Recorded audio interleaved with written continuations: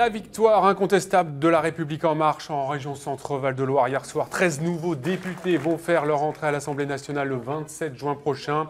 Bonjour à tous, soyez les bienvenus pour cette émission spéciale consacrée au deuxième tour de ces législatives dans la région. Pendant près d'une heure, on va regarder dans le détail les résultats, les surprises, les problèmes posés par ce scrutin. Et on va tenter de se projeter sur les postures politiques à venir au sein de l'Assemblée nationale. Soyez les bienvenus. À mes côtés pour participer à cette émission, Pierre Laurent, vous êtes politologue, merci d'être avec nous. Et autour de cette grande table, les plus grands partis représentés. Stéphanie Rist, de La République En Marche, vous avez gagné hier soir dans la première circonscription du Loiret. Bonjour. Bonjour. Sophie Oconi, pour l'UDI, vous avez battu à la surprise générale, on y reviendra, l'ex-ministre de la Santé Marisol Touraine en Indre-et-Loire. Bonjour. Tout à fait, bonjour. En face de vous, Charles de Gévinier du Front National, vous êtes arrivé 3e dans la 3e circonscription du Loiret au premier tour.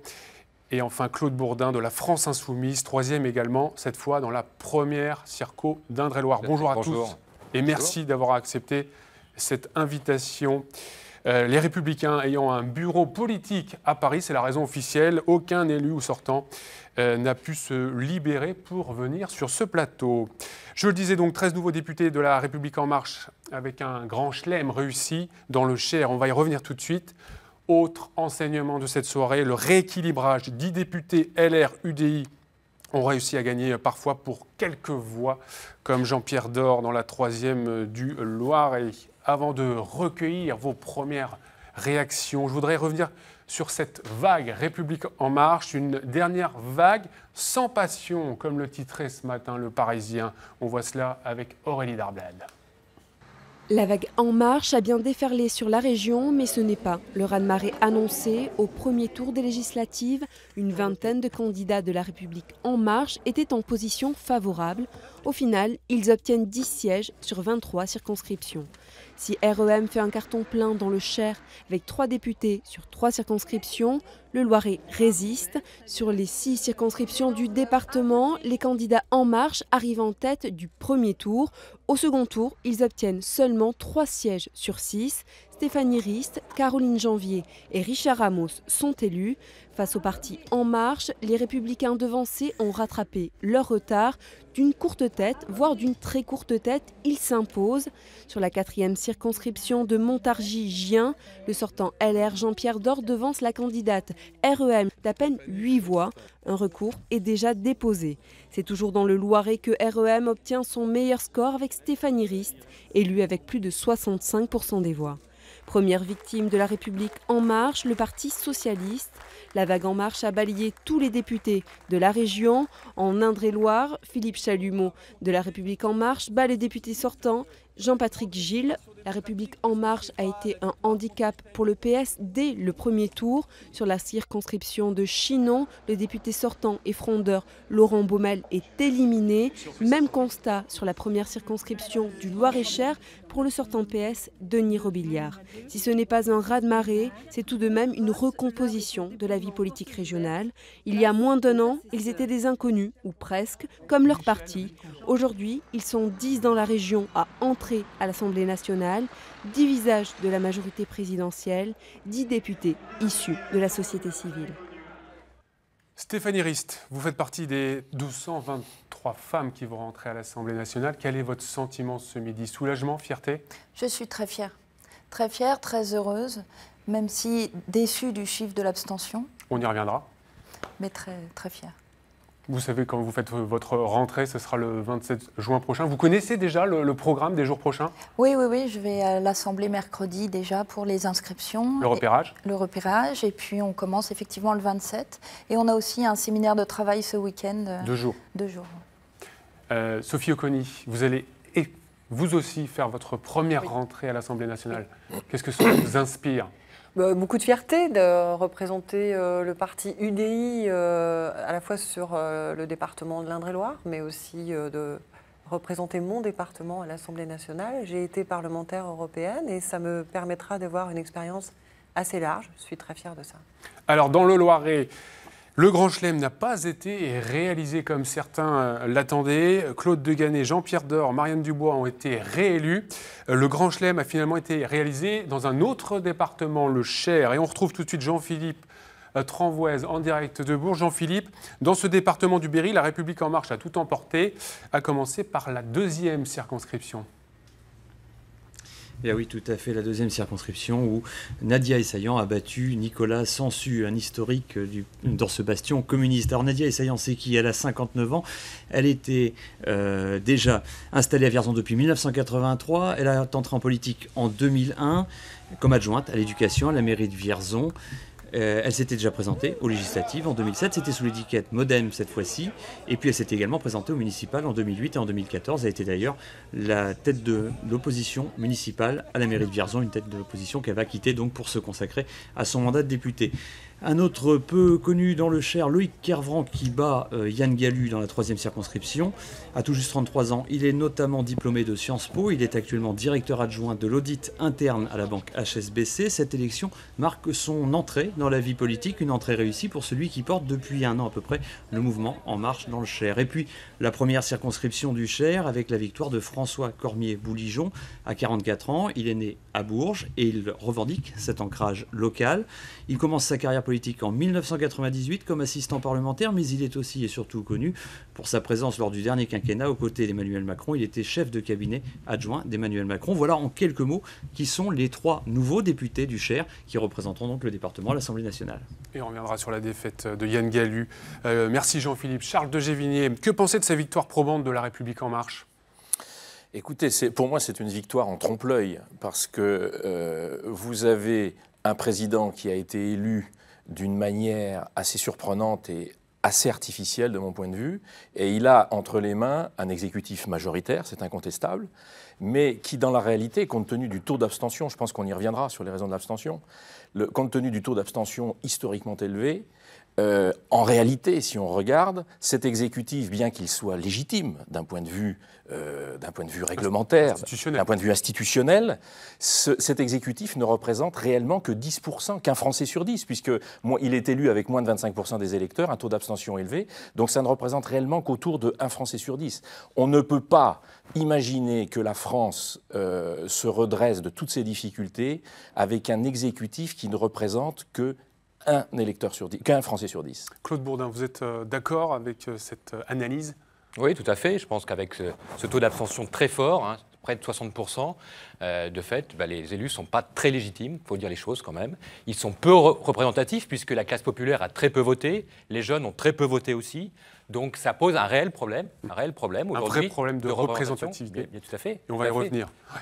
Et la seule opposition aujourd'hui à l'Assemblée nationale, c'est la France Insoumise, qui propose une autre vision de la société pour un humanisme social et écologique. Il y aura le Front National aussi avec 8 députés. Et qui représente fortement l'électorat populaire. Oui. On va reparler des contre-pouvoirs au sein de l'Assemblée nationale dans quelques instants. Pierre Halleran, il y a eu un rééquilibrage, on l'a vu un petit peu entre le premier et le deuxième tour. C'est une belle et grande victoire de La République En Marche, mais ce n'est pas le tsunami annoncé finalement. Et je dirais, y compris pour le président de la République et le Premier ministre, c'est probablement une bonne chose. Parce qu'on sait que les majorités extrêmement larges, écrasantes, sont très difficiles à encadrer. Quand il y a 400, 450 députés, c'est arrivé très rarement, 93 pour la droite et le centre, c'est très difficile à gérer. Là, ça sera sans doute plus facile. Bon, je partage ce qui a été dit sur le taux d'abstention. Bien sûr, il y a eu une lassitude. On sait bien que certains Français ont participé quand même à 8 scrutins. Ceux qui ont participé aux primaires ouvertes de la droite, aux primaires ouvertes de la gauche, aux présidentielles, aux législatives. Et puis, on le sait bien, il y avait un sentiment, et on a participé peut-être d'ailleurs, mais à culpa, un sentiment dimanche dernier que tout était joué déjà, que le président de la République avait sa majorité, et probablement il y a eu une démobilisation du côté de la République en marche qui explique ce petit correctif. Parfois, effectivement, un second tour. C'est arrivé en particulier en 2007. On se souvient de déclarations de Jean-Louis Borloo sur la TVA qui avait coûté une 50aine de sièges à la majorité. Il y a ce léger correctif, mais voilà. Ça n'empêche pas une large majorité. Sur la représentativité et la légitimité, il faut être prudent quand même, parce que je n'ai pas entendu Jean-Luc Mélenchon ou Marine Le Pen dire qu'ils n'étaient pas légitimes. Ils représentent le peuple, comme tous les députés et comme les deux que nous avons numériques devant nous. À la limite, les Français ont anticipé, on a parlé parlez beaucoup de votre stratège pour les présidentielles. Moi, je suis assez impressionné par la composition de l'Assemblée nationale. Alors, bien sûr, il y a une distorsion. La République En Marche, effectivement, avec en gros 32% des voix au premier tour, a plus des 2 tiers des sièges. Mais chaque famille politique est représentée. Et je crois que c'est une bonne chose pour la démocratie. Allez, on y reviendra bien sûr. Je voudrais qu'on fasse le point sur ces grandes figures à présent de la vie politique battues hier soir. Et pour la plupart, pour certains, on ne devrait pas les revoir dans la vie politique. On voit cela avec Alain Eudes. On pourrait presque intituler cette séquence « À nos chers disparus », car pour certains de ceux qui ont été battus hier, la sentence est l'équivalent d'une petite mort. C'est notamment le cas du socialiste Jean-Patrick Gille, figure du PS en Touraine et député pendant 10 ans. À 55 ans, sa carrière politique accuse un sérieux coup de frein. Ce qui vraiment me chagrine ce soir, c'est qu'il n'y a plus un seul député de gauche dans notre région. Même en 93, nous n'avions pas connu ça. Malheureusement, les habitants de notre région vont se rendre compte rapidement qu'il n'y a plus personne pour les défendre à l'Assemblée. Au PS, on peut aussi évoquer le cas de Yann Galu, qui n'aura détenu la 3e circonscription du Cher que pendant un seul mandat. Il lui reste son siège de conseiller général du 1er canton de Bourges et son métier d'avocat. Plus à gauche, il ne reste personne. Le dernier représentant régional du Parti communiste à l'Assemblée a rendu les armes, battu lui aussi par la République En Marche à Vierzon. Il y a d'autres lieux de débat que l'Assemblée nationale. Il y a le débat local, il y a le débat public en tant que tel, et puis il y a aussi la rue. Et donc tout se conjuguera pour faire en sorte que l'opposition, si elle n'existe pas assez dans l'Assemblée, existera ailleurs. Coup de balai à gauche et tempête à droite. Exit les barons d'Indre-et-Loire, Hervé Novelli dans la 4e circonscription, qui se raccrochera à sa mairie de Richelieu, et Claude Greff dans la 2e, désormais tout occupé par son mandat de conseillère régionale. Enfin, à Orléans, 2 figures disparaissent de la vie politique locale. Charles-Éric Leménian ne sera pas député et perdra prochainement la présidence de la métropole orléanaise. Devant lui, un vide abyssal. Nos turpitudes de la droite traditionnelle et les erreurs politiques, l'illisibilité qu'on a pu donner à nos électeurs a fait que la vague macroniste a été extrêmement forte sur cette circonscription. Ultime disparition et pas des moindres, Serge Grouard, l'ancien maire d'Orléans, perd la 2e circonscription du Loiret qu'il détenait depuis 15 ans. Il aura beaucoup de temps à consacrer à son mandat de conseiller municipal d'Orléans. Et autre enseignement de ce 2e tour, la défaite historique du Parti socialiste. Il n'y aura pas de représentant de la région à l'Assemblée. Une défaite symbolisée, illustrée par le sort de l'ancienne ministre de la Santé, Marisol Touraine. Elle a été battue par vous, Sophie Oconi, dans la 3e d'Indre-et-Loire. Vous avez déjoué un petit peu les pronostics entre les 2 tours. Vous n'étiez pas favorite, on peut le dire. Oui, tout à fait. 8 points d'écart et un report de voix beaucoup plus important pour Marisol Touraine que pour moi numériquement. Maintenant, un travail important a été fait entre les 2 tours et puis peut-être une erreur stratégique, une erreur par rapport à la tactique politique de Marisol Touraine. Mais sur votre victoire, vous avez aussi eu cette semaine le soutien de Jean-Louis Borloo. Oui, de nombreux soutiens. J'ai eu le soutien de Jean-Louis Borloo, j'ai eu le soutien d'Édouard Philippe, le Premier ministre du gouvernement, et puis de nombreux soutiens locaux, de maires et de conseillers départementaux locaux. Allez, on va tout de suite revivre cette soirée électorale dans la 3e d'Indre-et-Loire avec ce reportage de Flavien Texier et Xavier Nézé. Il est 19h à Montbazon, sur l'un des bureaux tests de la circonscription. Sophie Oconi est largement devant. Sophie Oconi, 790 voix, 54,3%. Madame Marisol Touraine, 666 voix, 45,7%. Rapidement, la nouvelle se confirme jusque dans les campagnes où la candidate UDI arrive en tête. 21h, c'est confirmé, elle remporte l'élection. Tout d'abord, ma réaction, c'est de remercier l'ensemble des citoyens qui ont voté en ma faveur. Je serai digne de la confiance qu'ils me font. Je serai un député de territoire, un député de proximité. Comment vous expliquez un tel écart ? Je pense que l'absence d'un candidat à La République En Marche participe à ce grand écart. Je pense que ma victoire est aussi liée à cela. Mais nous avons fait, nous, une campagne d'action concrète, de rencontres, d'échanges. Nous avons commencé il y a longtemps et nous avons eu une vraie proposition pragmatique et en lien avec ce qu'attendent les acteurs locaux. Un peu plus de 56% contre 43%. Une large victoire et une sévère défaite pour l'ancienne ministre de la Santé qui n'a pas souhaité nous rencontrer. Allez, on va retrouver tout de suite en direct de Tours Franck Leroy. Cette victoire franque de Sophie Oconi a surpris un petit peu au niveau national, on peut le dire. Mais c'est surtout la défaite de Marisol Touraine que les observateurs tentent d'expliquer ce matin.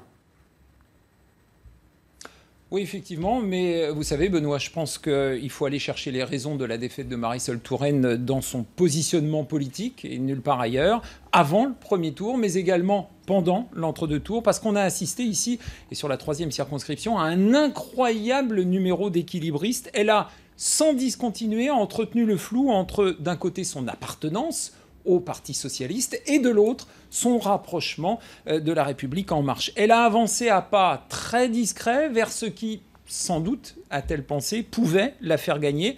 Mais sans trop vouloir froisser son électorat de gauche, il fallait, si je puis m'exprimer ainsi, ménager la chèvre et le chou. C'est ainsi que, subitement, le logo du PS s'est trouvé escamoté de ses affiches de campagne, remplacé qu'il a été par la bannière majorité présidentielle, mais sans en faire, vous savez, une publicité démentielle, très peu de communication dans les médias, l'air de dire « je me rapproche doucement » pour tenter de sauver les meubles. Eh bien ça, ce premier glissement, Benoît, les électeurs de gauche ne l'ont que très peu goûté.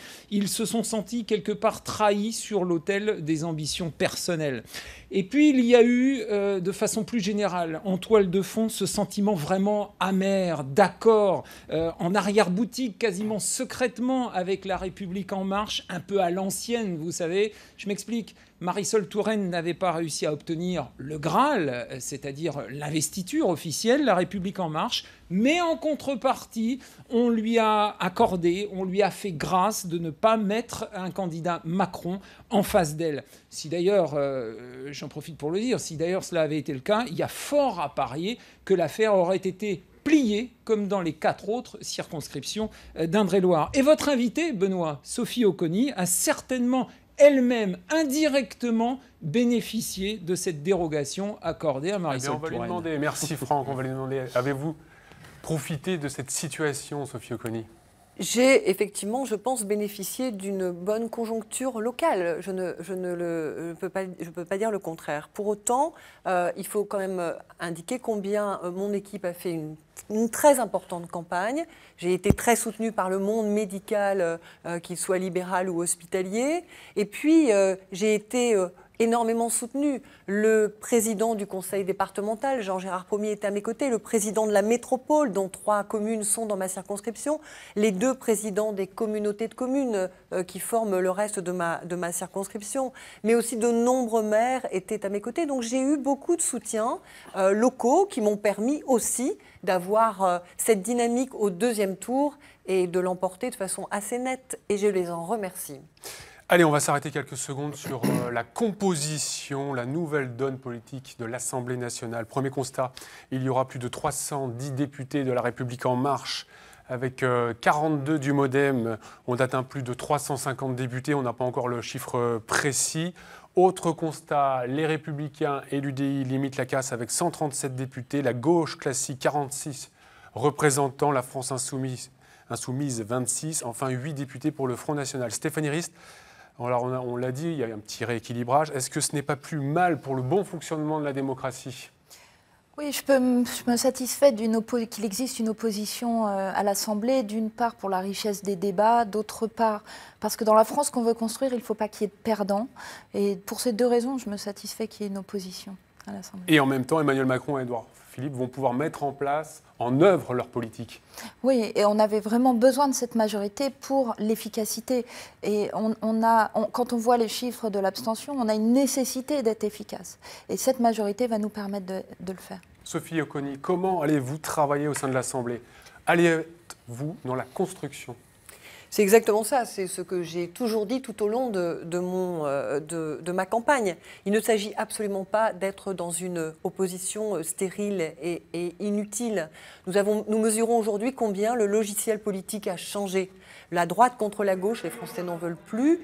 Il faut que nous soyons extrêmement constructif avec les propositions de ce gouvernement. Quel est notre intérêt, quel est notre objectif? C'est que la France retrouve les chemins de la croissance, réenchante le rêve de nos enfants. Et pour ça, il faut qu'on ait une intelligence et une construction dans l'Assemblée nationale, au niveau des débats, au niveau des projets qui vont être portés. Un certain nombre d'entre eux sont tout à fait en phase avec les valeurs que nous portons, nous, UDI, et donc nous les enrichirons sans nous opposer. En revanche, sur des thématiques pour lesquelles nous ne serons pas d'accord, il y aura discussion. Discussion et peut-être même un risque de scission, Pierre Land? Probablement. C'est vrai que quand on entend Sophie Oconi défendre cette position très ouverte, c'est très différent de ce qu'a dit par exemple Jean-Pierre Door dès sa réélection hier soir, où il a dit « je suis dans l'opposition ».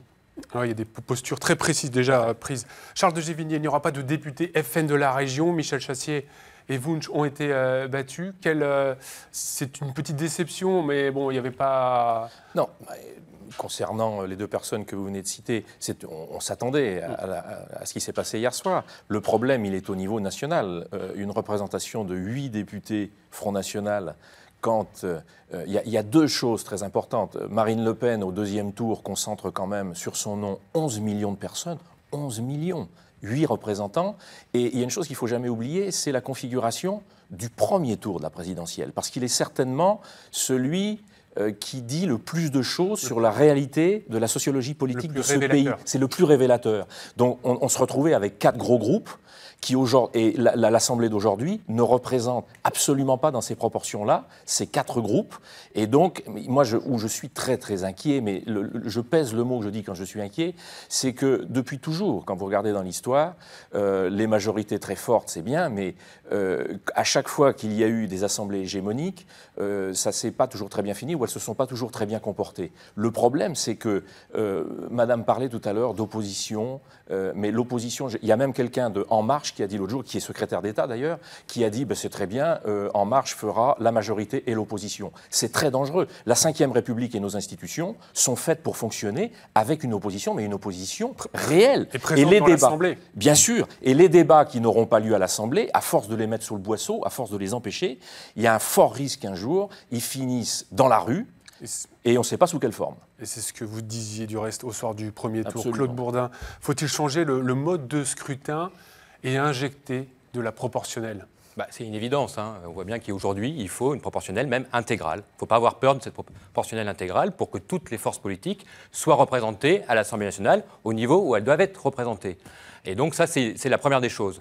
Ensuite, cette Ve République, elle est à bout de souffle. On voit bien, quand même, quand vous arrivez à 60% d'abstention, ça veut dire qu'il y a un vrai malaise démocratique. Elle n'est pas représentative non plus, parce que vous savez bien, là, même s'il y a des gens de la société civile, c'est beaucoup des gens de CSP+, on va dire. Les ouvriers sont très peu représentés à l'Assemblée nationale, les employés sont très peu représentés à l'Assemblée nationale. Il y aura un ouvrier de la République voilà, En Marche. Oui, vous voyez, donc c'est que ce n'est pas représentatif. Donc là, il faut un souffle démocratique, et j'ai peur qu'En Marche n'impose pas ce souffle démocratique, ainsi que LR et UDI, puisqu'ils vont travailler ensemble, on l'a bien compris.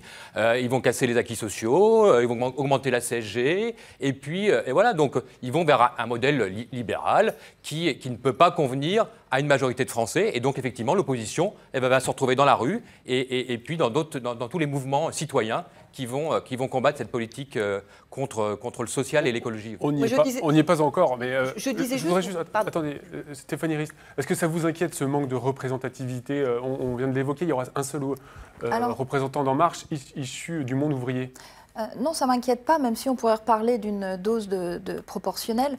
Mais la société civile, même si les gens ne sont pas au Parlement, on va continuer à travailler avec l'ensemble des gens du territoire. Et quand on va inclure... Il fallait vraiment ce changement de méthode, vous avez raison, avant de dire que la 5e Constitution était à bout de souffle. Et je crois que ce changement de méthode proposé par Emmanuel Macron va nous permettre de ne pas forcément dire que la 5e République est à la fin. On va intégrer les gens dans les discussions, dans les projets, on le fait réellement. Avec un monarque, et on le fait réellement président, depuis le début. Il va falloir qu'il y ait une adhésion du peuple. Sophie Oconi. Oui, moi je voulais juste dire que par exemple pour la CSG, M. Bourdin, il n'est pas imaginable que l'UDI suive la proposition du gouvernement actuel, que ce soit des petites retraites par exemple qui subissent l'augmentation de la CSG, n'est pas pour nous acceptable. Et dans ce domaine-là, par exemple, nous ne serons absolument pas en phase et donc nous enrichirons le texte, voire nous rejetterons ce texte pour ce qui concerne notre groupe politique. Pierre-Laurent, le risque, si on parlait de la proportionnelle, si on injecte de la proportionnelle, est-ce que, bien sûr, on pense au régime des partis, à la Troisième République, est-ce qu'il n'y a pas un risque? Après, tout dépend ce qu'on entend par proportionnel, parce qu'on l'a appliqué une seule fois sous la Ve République, en 1986, tout le monde s'en souvient. Proportionnel dans le cadre départemental, c'est ça qui compte en fait. Et quel était le résultat? Il y avait une majorité absolue pour, à l'époque, l'UDF et le RPR. Donc pas de risque, effectivement, de retour à la République des partis, la 4e République. Représentation, il y avait 33, je crois, députés Front National à l'époque, qui avaient fait leur entrée à l'Assemblée. Donc, finalement, une représentation pas si différente. Alors, quand même moins inégale pour les plus petits, petits, je ne sais pas si le terme, les moyens partis, disons, les partis qui n'ont pas gagné l'élection. Mais aujourd'hui, j'ai l'impression quand même qu'on a un peu les discours du premier tour, excusez-moi, c'est-à-dire que pratiquement toutes les familles politiques vont avoir un groupe. Alors effectivement, il y a l'exception du FN qui pose problème en termes de représentativité, je suis d'accord, même si j'ai l'impression qu'il y a encore l'espoir au Front National, et c'est un espoir qui n'est pas vain, de former un groupe avec Nicolas Dupont-Aignan et avec peut-être quelques ralliés des Républicains, les divers plus... droites. Tout à fait, et divers droites. En tout cas, parce que 15, c'est quand même pas si loin. Et il y aura Marine Le Pen. Merci. On en vient à présent à ces députés sortants qui ont réussi à se maintenir. Alors, il y a deux cas de figure. Ceux qui ont gagné haut la main, comme Philippe Vigier ou encore Maurice Leroy chez les UDI, et puis ceux qui sont passés à côté de la correctionnelle. Faiza Garel. Certains étaient arrivés loin derrière les candidats de La République En Marche au premier tour, et leur retard semblait les condamner. C'est le cas de Claude Ganay dans le Loiret. Avec un peu plus de 23% des voix au premier tour, il faisait la course avec 12 points d'écart derrière Jeanne Chély, première adjointe au maire de Briare, investie par En Marche. Finalement, le député sortant de la 3e circonscription garde son siège, in extremis, avec 50,1% des voix. Score très serré également pour Jean-Pierre Dor, arrivé 5 points derrière Mélusine Harlé au premier tour. Il l'emporte de justesse avec 8 voix d'écart seulement. Marianne Dubois, arrivée derrière David Simonet d'En Marche, l'emporte elle aussi avec moins d'une centaine de voix d'écart sur son rival au second tour. Dans le Loiret, sur les 4 députés sortants de droite, seul Serge Grouard n'aura pas résisté à la vague d'En Marche dans la 2e circonscription. En Eure-et-Loire, le combat était plus disputé pour Olivier Marleix, député LR sortant de la 2e circonscription. Avec quelques voix derrière Claire Tassédit-Oud d'En Marche au premier tour, il finit par l'emporter nettement avec 59% des suffrages. Sur la 3e, la députée sortante Laure de la Rodière n'avait pas de candidat d'En Marche face à elle, mais Harold Duvar du Parti radical de gauche. Elle garde son siège avec 56% des voix.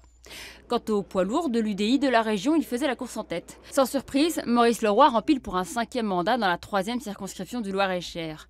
Quant à Philippe Vigier, avec une réélection confortable, plus de 70% des voix dans la 4e circonscription d'Eure-et-Loire, il signe le 2e meilleur score de la région. Pierre, alors on a vu, et c'est l'un des constats de cette soirée, une rupture entre le vote des campagnes et celui des villes. C'est vous qui en faisiez hier soir cette analyse. Oui, alors l'analyse n'est pas super originale, on le dit depuis les présidentielles, c'était très net déjà. Mais ça s'est creusé effectivement hier, puisque La République En Marche l'emporte dans tous les chefs-lieux de notre région. On a une région qui est quand même compliquée aujourd'hui politiquement, puisque elle est au niveau du conseil régional dirigée par la gauche, qui disparaît complètement de la représentation nationale des députés. En tout cas, il y a encore des sénateurs, en tout cas jusqu'en septembre prochain. Et puis, la droite résiste grâce à certains notables dont on vient de parler, surtout en Loir-et-Cher et en Eure-et-Loire. Et donc, il y a une dynamique En Marche particulière sur l'axe ligérien. Tours, Blois, Orléans sont très nettement gagnés. On a vu le petit Chelem en Indre-et-Loire, 4 sur 5, donc l'exception Sophie Oconi ou Marisol Touraine. Quoique, est-ce vraiment une exception, puisque vous avez bénéficié, vous le reconnaissiez tout à l'heure, d'une partie de ce vote, très probablement.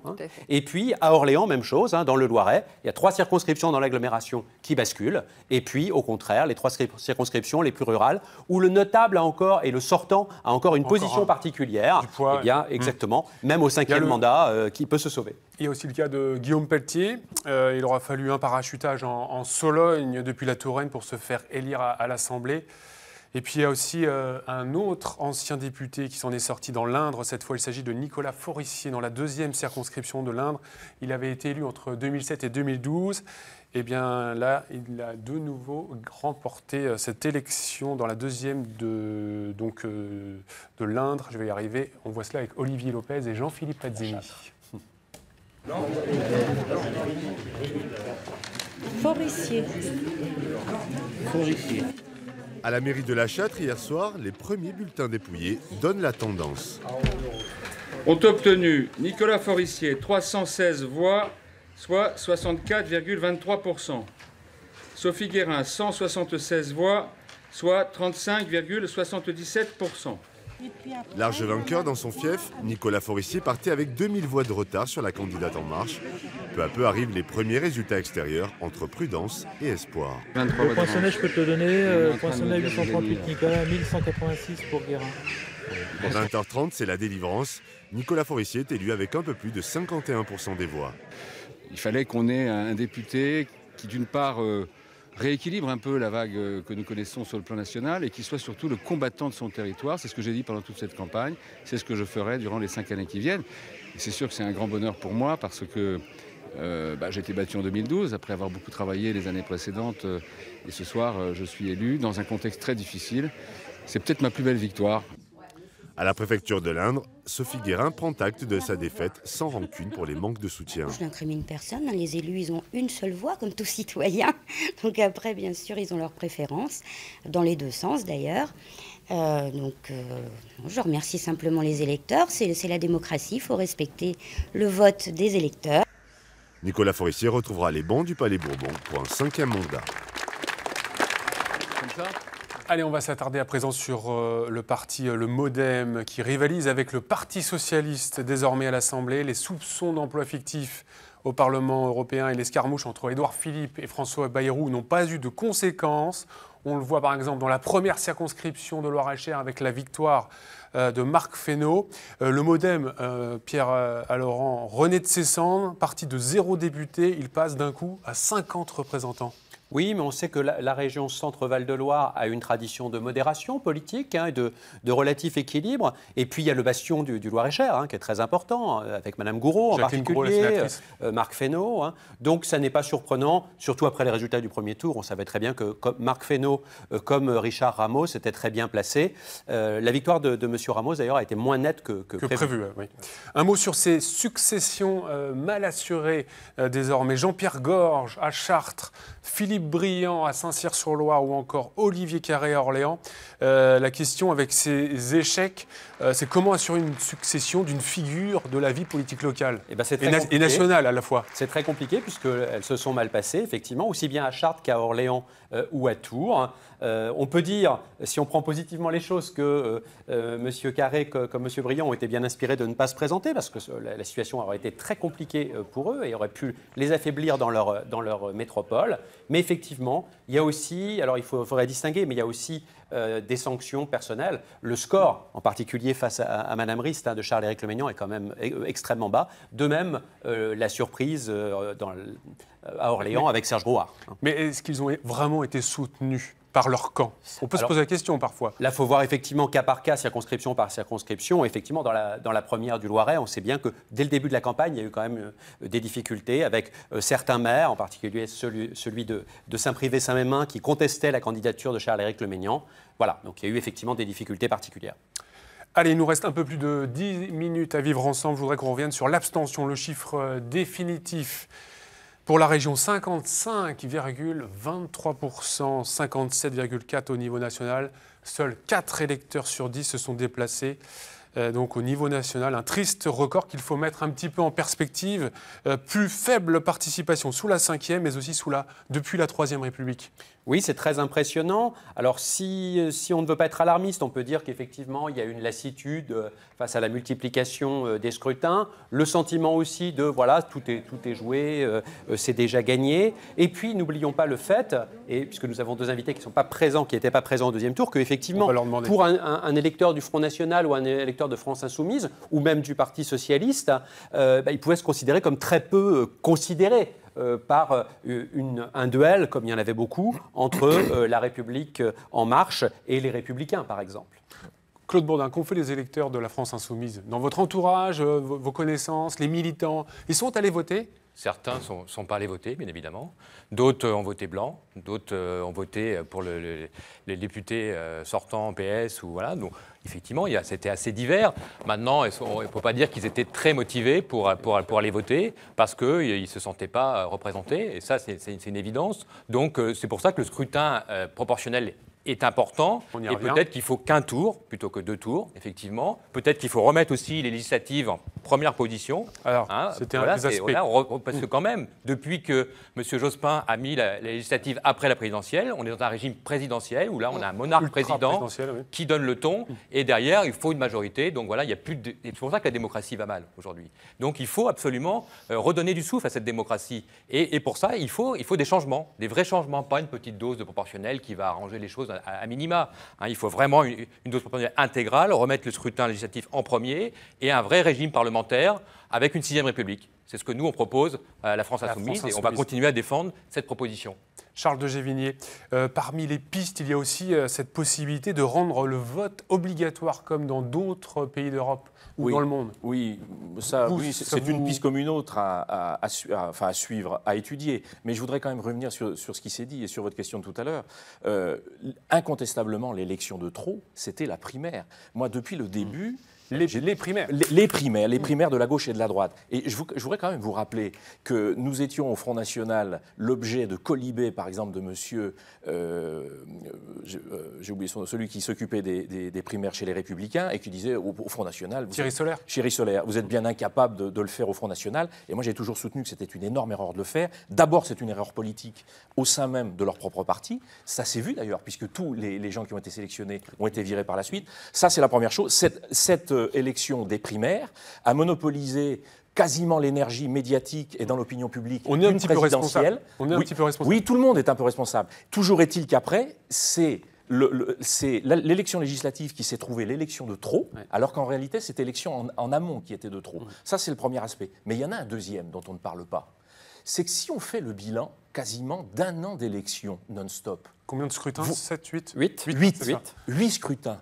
Eh bien, le constat que vous faites, c'est qu'aucun des débats de fond n'a été mené. Quid de l'islamisation de la société? Quid de la mauvaise répartition des richesses? Quid de l'identité française? Quid de la place de l'Europe et de la France l'une par rapport à l'autre? Du chômage. Ces débats de fond ont été totalement évincés par les partis en place. Et ça, je peux vous dire que ça joue dans le découragement généralisé des gens qui, au 8e scrutin, se disent de toute façon, les débats ne sont pas menés. Sophie Oconi, est-ce que vous êtes d'accord avec ces premières explications? Bien sûr, évidemment. Il est vrai qu'avant ces 8 scrutins, nous avons eu les élections américaines, le Brexit, bref. C'est des séquences qui, pour les Français, sont trop longues. Ils les ont lassées, évidemment, et ne les ont pas engagés à aller plus loin et à se donner sur ce scrutin. C'est une réalité. Pierre Laurent, les conclusions du rapport Claude Barthelone préconisaient le vote obligatoire en 2015. Ça renforcerait un petit peu la légitimité démocratique. Alors on en parlait effectivement, certains pays ont adopté le vote obligatoire, ça ne règle pas tous les problèmes. C'est beaucoup plus large que ça la démocratie, y compris en dehors du Parlement. Et est-ce que les Français seraient prêts à accepter qu'on leur force la main pour les voter? Tout dépend. Il faut à ce moment-là qu'il y ait une reconnaissance du vote blanc. Parce qu'il faut qu'on puisse ne pas être d'accord avec l'offre politique qui est proposée. Il est estimé, concernant hier soir, à plus de 10%. Oui, ce qui est très important. Effectivement, je pense que beaucoup d'électeurs de premier tour de vos partis ont voté blanc, très certainement. C'est déjà un premier pas à passer, ça. Et puis, il faut à nouveau développer les droits du Parlement. Et par exemple, que les nouveaux députés que vous êtes, mesdames, aient plus de moyens, plus de collaborateurs parlementaires. Alors, je sais bien que ce n'est pas très populaire. Oui, tout à fait. C'est pas la tendance. Regardez ce qui se passe aux États-Unis. Alors, les États-Unis ne sont pas toujours un modèle, surtout pour leur président parfois. Mais en ce qui concerne le Congrès, c'est quand même assez remarquable le pouvoir de contrôle sur l'exécutif. Ils ont presque autant de pouvoir que les ministres et ils ont 30 à 35 conseillers. un conseiller sur l'agriculture, un sur la santé, etc. On ne peut pas être spécialiste en tout quand on est élu. On a une profession de départ et donc il faut plus de moyens pour les parlementaires. Alors ça veut dire aussi probablement réduire le nombre de parlementaires. Absolument. Parce que, bon, bien entendu, on est très content qu'il y ait de nouveaux parlementaires dans la région, mais est-ce qu'il faut 577 et 343 sénateurs? Pas forcément. Oui, 577 députés aujourd'hui. Est-ce que si demain Emmanuel Macron et Édouard Philippe mettent en place cette réforme avec une baisse du nombre de députés, vous seriez prête, vous, Stéphanie Rist, à laisser votre siège? Alors, je me suis engagée sur la diminution du nombre de députés. Après, laisser mon siège, je ne raisonnerai pas comme ça. Ça sera un découpage... Il faudra poser la question. C'est toujours là. C'est un découpage géographique. Ça sera un découpage géographique. Après le mandat. Oui, si c'est un découpage géographique et qu'il faut laisser une place de la République, ça sera Caroline ou moi. Enfin, je pense qu'on arrivera à trouver une solution. Mais effectivement, ça doit s'accompagner avec une augmentation du nombre de collaborateurs. Je suis vraiment convaincue de ça. Et ce d'autant que 70% des textes français aujourd'hui sont issus des directives et des règlements européens. Donc, vous êtes bien préparé. Vous êtes bien placé pour... on l'évoquait, la saturation un petit peu de la vie politique, 8 scrutins en un an. Est-ce qu'on peut se rendre compte du poids et de l'enjeu des responsabilités que vous allez avoir dans les prochains jours, prochaines semaines, toutes les deux? Vous supportez un petit peu cet enjeu? Oui, moi je pense qu'il y a des choses à faire effectivement, comme par exemple de réunir en un seul scrutin, enfin en une seule journée, je veux dire, 3 scrutins, départemental, municipal et régional par exemple. Donc il faudra évidemment revoir l'ensemble de ces scrutins, mais ça permettrait déjà d'éviter le cumul naturellement. On ne pourrait pas imaginer voir le visage de 3 mêmes élus sur chaque scrutin, et ça permettrait de concentrer sur une seule journée ces 3 élections, ce qui permettrait aussi de remettre la France sur les rails plus rapidement. On sait très bien qu'une année où on a les municipales, et puis dès qu'on a les municipales, la France s'arrête de fonctionner. Dès qu'on a des régionales, la France s'arrête de fonctionner. Les scrutins, qu'ils soient locaux, nationaux, du calendrier. Bien sûr, c'est indispensable. Est-ce que le problème n'est pas un peu plus profond, Claude Bourdin? Est-ce qu'il n'y a pas un désenchantement vis-à-vis de la gauche et de la droite classique? Bien évidemment, on l'a évoqué, mais aussi un désintérêt du sentiment un peu national. Mais je crois que déjà, les électeurs, il y a beaucoup d'électeurs qui ne croient plus en la parole politique. Ça, c'est la première des choses, et notamment dans les quartiers populaires. C'est pour ça qu'ils n'ont pas été votés. Ça fait 30 ans. Et on l'a vu aussi là, pour l'élection présidentielle. Il y a deux mouvements citoyens qui ont émergé, c'est En Marche et la France Insoumise. Ce n'est pas un hasard. Nous, à la France Insoumise, notre programme a été fait par 3200 contributions citoyennes.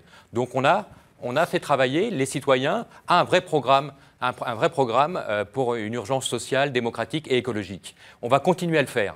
Parce que ça, c'est très important d'être toujours connecté aux citoyens et qu'ils puissent coélaborer avec nous. Voilà. Et donc, nous, aujourd'hui, on appelle à un grand rassemblement des citoyens de gauche, sociale et écologique qui vont vouloir travailler sur un projet citoyen. Et ça va être, dans les prochaines semaines, notre enjeu pour structurer aussi la France Insoumise et tous les partenaires qui pourraient nous rejoindre, parce que la France Insoumise est un parti ouvert, une organisation ouverte, en co-construction avec les citoyens. Charles de Gévigné, ensuite Pierre Laurent. Moi, je crois qu'il y a un autre élément dont on ne parle pas assez sur la démobilisation des électeurs en général, toute classe sociale confondue. C'est le fait que depuis 40 ans maintenant, on voit les présidents se succéder, promettre, on entend toujours les mêmes mots, on va réenchanter, etc. Puis rien n'arrive.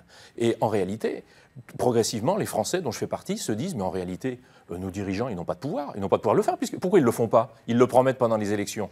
Et là, on revient toujours au même problème. Il ne s'agit pas d'être d'une manière primaire contre l'Europe, mais il s'agit de s'interroger sur la réalité du pouvoir des dirigeants qui sont élus dans les États membres et de ne pas faire croire aux citoyens que ces dirigeants ont des pouvoirs s'ils ne les ont plus. Problème de souveraineté. Pierre Laurent, le mot de la conclusion avec vous. Que faut-il pour que les Français finalement retournent aux urnes? Tous vos invités l'ont dit. Le retour à l'efficacité des politiques publiques. Alors c'est plus facile à dire qu'à faire, bien entendu.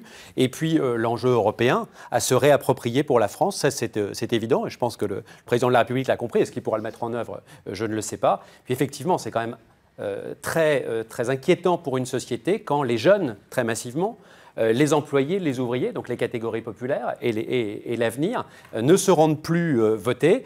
Et ne sont pas représentés. Tout à fait. Et on l'a dit tout à l'heure, les questions essentielles. De quoi parlent les citoyens? Et je pense que vous en parlez en campagne. La santé, la désertification médicale, le logement, l'emploi, l'environnement. Il en a été très peu question dans la campagne. Merci beaucoup Pierre-Laurent pour toutes ces analyses. Merci à tous d'avoir accepté mon invitation sur ce plateau. La rentrée des députés se fera le 27 juin prochain. Nous vous souhaitons un bel été studieux à toutes les deux. L'Assemblée nationale travaillera en session extraordinaire au moins jusqu'au 4 août. Bon courage, bon travail cet été. Merci beaucoup. Voilà pour le bilan de ces élections et cette émission spéciale. Le détail et d'autres informations, bien sûr, sur notre site internet.